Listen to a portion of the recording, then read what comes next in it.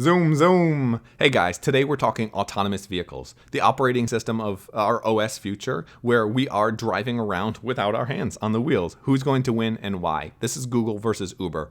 Let's go. So Uber is the most successful pre-IPO startup in history. They're worth 60 to 100, 120 billion at this point, depending on who you ask. The company's been incredibly successful. They're across the world. They're getting people to give up their cars. They're transporting you from A to B and owning that transportation experience. Then you have Google in the other corner. Google is by no means a chump. Google, one of the largest businesses in the world. Their advertising business is absolutely enormous. They control the internet. From Google Chrome to search to YouTube, you name it, what you're doing on the internet, Google is completely controlling those. You've got the two big players. Right now, both of those players have some potential challenges going forward, some potential weaknesses, Achilles heels. Google, 86.5% of their revenue is from advertising, both on the search products, YouTube, etc. With that starting to decline in a voice-based world where we have Alexa, we have Google Home, and there's less and less searches happening on phones, on computers. I don't know about you, but if I search who won the 1999 Super Bowl, I don't want to hear an ad for Coca-Cola, sponsored by the Super Bowl champion of greatness. I don't want to hear advertisements when I'm trying to get information. And I know it's frustrating enough in search. Now, in voice-based search, it would be so much worse, especially if they try to put in a lot of ads. I could see Google's search revenue going down, which is probably why they have their moonshots division, which is what Waymo is coming out. Waymo, they've spun out, is their self-driving vehicle initiative, and arguably they're the leaders right now when it comes to autonomous driving. They've done millions of miles around the earth over and over and over, and they're doing an incredibly good job. Then you've got Uber, the company that has transformed transportation. They've got vehicles, they've got drivers everywhere. They don't have to pay for those vehicles, and they're building up massive amounts of data. Hit the subscribe button if you guys like this. They're building up massive amounts of data. What they're trying to do now with their Pittsburgh location and with self-driving, Uber realizes if we can cut out the drivers, we can make even more money. There are some flaws with that argument, but we're not going to get into those flaws now. Instead, we're going to talk about the operating system for autonomous vehicles.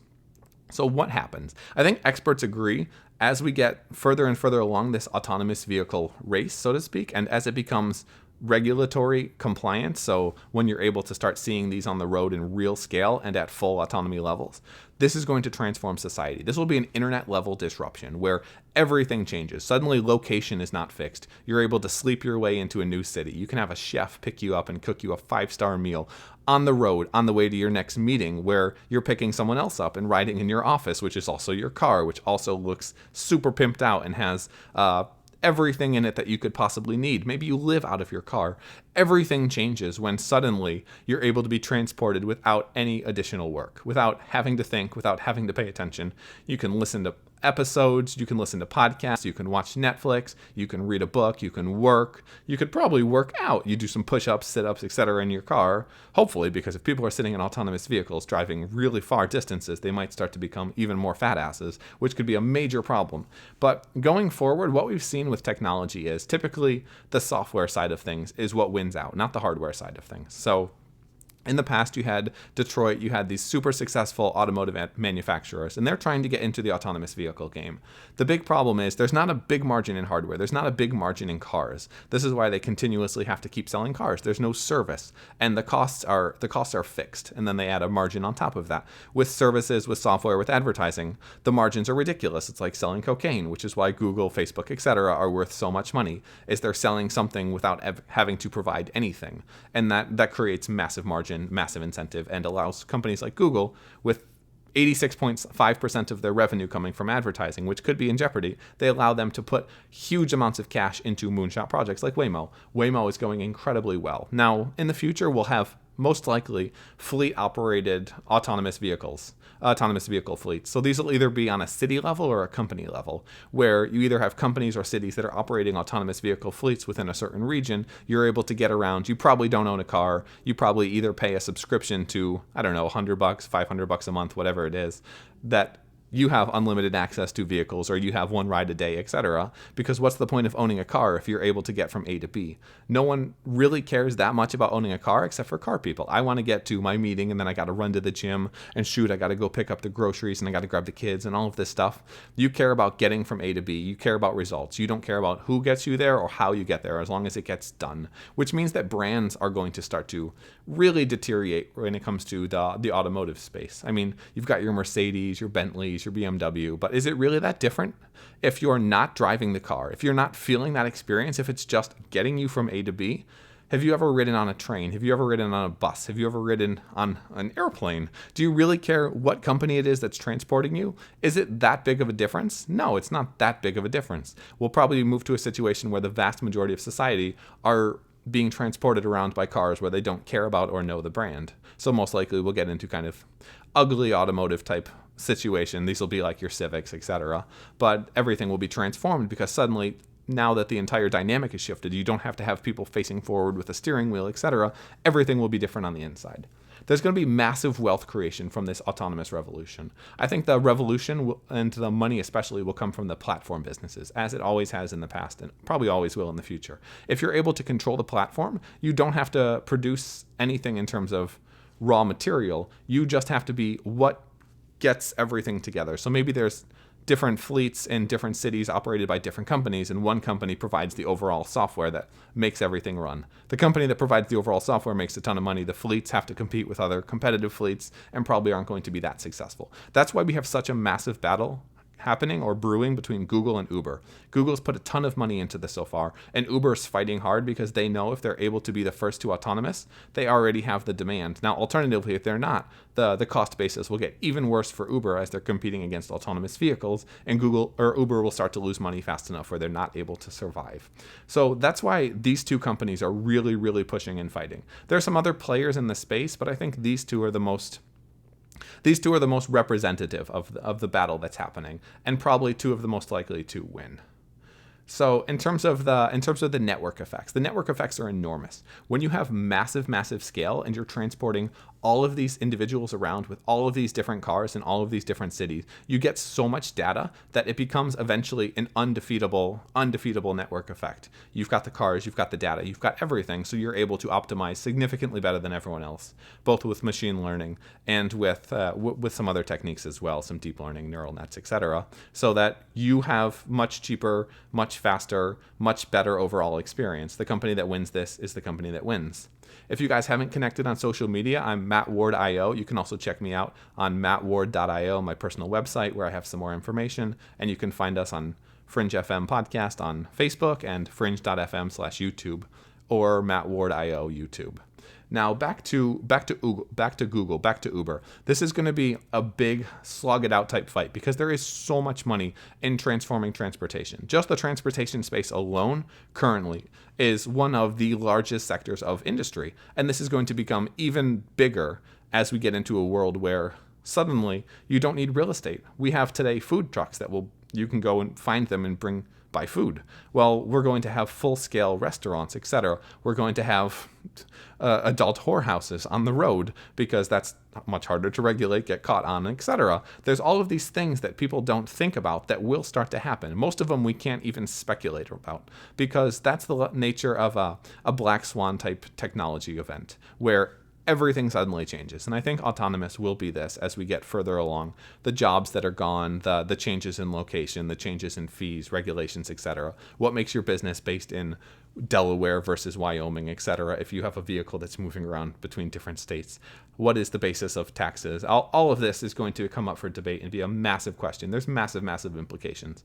I think the first steps when it comes to an autonomous vehicle platform, the first obvious steps will be to have autonomous vehicles, you're riding in them, and there'll probably be some type of advertising or affiliate type scheme. If you've ever ridden in Uber, a lot of the Uber drivers add some extra stuff into their cars to make a little bit of extra cash. I think this is an obvious addition to autonomous vehicles to improve the margins. If you're able to be driving, you can have advertising, so maybe you're making extra 50 cents, $1 per person. That's that much money that you can shave off the price of admission, so to speak, or you can make that much extra in terms of margins, whether it's showing Netflix trailers, having affiliate links, etc. to Amazon, anything of that nature. I think there'll be definitely ways for these platforms, specifically Google or Uber, if they are the ones to build that platform, to make extra amounts of money on top of the overall service they're providing.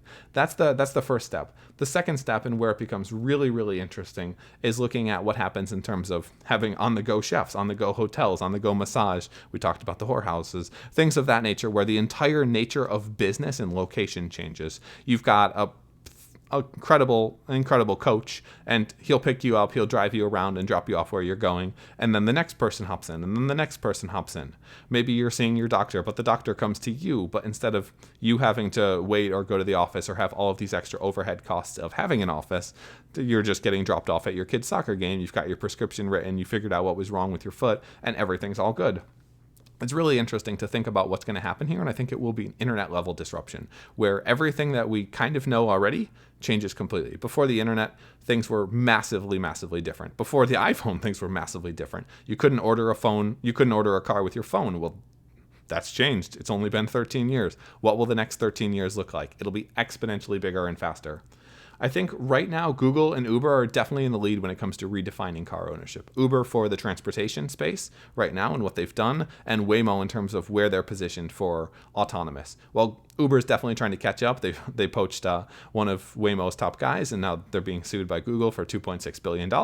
Obviously, they're willing to take as many risks as possible because there's massive amounts of wealth here. If you haven't subscribed, hit that subscribe button, guys, so you make sure you don't miss a thing. Again, I haven't really introduced myself. My name's Matt Ward. I'm an angel investor, serial entrepreneur, futurist, and focused on the tech industry. So if you like this, hit the subscribe button to never miss a thing. Google still has some options. I don't think Uber has a lot of options. If another company is the autonomous leader, so to speak, Uber's in a lot of trouble. The only thing that Uber would be able to do would then be to try to pair their platform with someone else's technology, which is what I think Uber probably should do, because they probably won't be able to win the autonomous space. They don't have the hardware chops, they don't have the software chops when it comes to actually creating something at scale. I think if Uber was to partner with someone like a GM Cruise type deal, where they bring the demand and the other company brings the skills for the hardware and the autonomous driving, I think you could have a much better chance. But right now, Waymo's just so much further in advance. That said, though, while Google is in a position to win, Google has screwed up a lot of things in the past, especially when it comes to hardware. They've done a terrible job with marketing and sales. If you look at their phones, if you look at their laptops, if you look at everything that Google has done when it comes to a physical hardware perspective, a lot of it has fallen flat on your face, like Google Glass on your face. We don't have to go there. But there's just been a lot of failure, so Google could definitely drop the ball on this one. And they're also fleet agnostic, though, so they have a lot of advantages. They are right now, they own a huge chunk of Lyft. They own a chunk as well of Uber from Google Ventures. So they're potentially able to pit people against each other and play all the sides. They can be Switzerland potentially and win out in multiple markets that way. That's why I'm pretty bullish on Waymo. They also have the background of building and monetizing operating systems. They've done it with Chrome, they've done it with Android, they've done it with these Chromebooks, etc. They're able to build out something that works really well and then have advertising and other types of monetization strategies on the back end. I think with autonomous, this is going to be pretty big. So Google's doing pretty well in that space. In terms of the autonomous vehicle platform, what it looks like, there's a lot of ways it could play out, but I think licensing out the tech to those fleet providers will probably be the ultimate way, just because you don't want to be the person who's competing with all the other fleets. You want to be the one who's selling the shovels, so to speak. You don't want to be the one who's doing the mining, because the miners are the ones that die in the coal mines, and everyone else makes a ton of money on their behalf. So it's pretty interesting. Now, let's see, there's one last thing. Google did drop the ball a lot in terms of the past. They let Facebook become a dominant advertising player when Google was really the only game in town.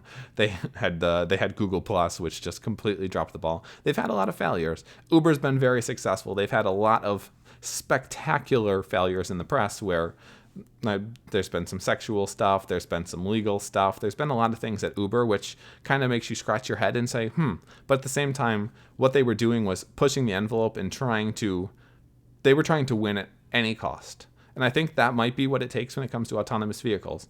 Overall, my money is on Waymo. I think Waymo is definitely in a better position right now in terms of relationships, in terms of technology, and in terms of ability to expand geographically. I think Waymo's in a better position right now. If the two companies were to team up and work together, they would be unstoppable. But I don't see that happening because Google just made a massive investment in Lyft and is pretty upset with Uber thanks to some things that Kalanick did. So we'll have to see how that plays out, but it's going to be a really interesting space. This is Google versus Uber, the autonomous fleet battle, or the autonomous operating system of autonomous fleets battle. It'll be interesting to see how it plays out. If this has been interesting, hit the subscribe button, leave some comments. Again, you can find me on social media. My Twitter is mattwardIO. You can find my website, mattward.io. And I run a podcast, fringe.fm, where we look at exponential technologies. I interview the world leaders in the fields of AI, cryptocurrency, autonomous vehicles, space, genetics, longevity, you name it. If it's something that's transforming our world and something incredibly, incredibly interesting and important for all of us, we have the world leaders on for hour and a half, 2 hour long conversations where we talk about all of the converging technologies, how AI affects healthcare, affects genetic engineering, affects humanity and living in space, and how everything ties together. It's really, really fun. It's really interesting. Fringe.fm/iTunes/Stitcher/Android. You can find us on all major podcasting apps. Again, my name is Matt Ward, signing off. Remember to hit that subscribe button, and thank you so much for tuning in. I really hope that this has been a lot of fun and this has been helpful. Cheers.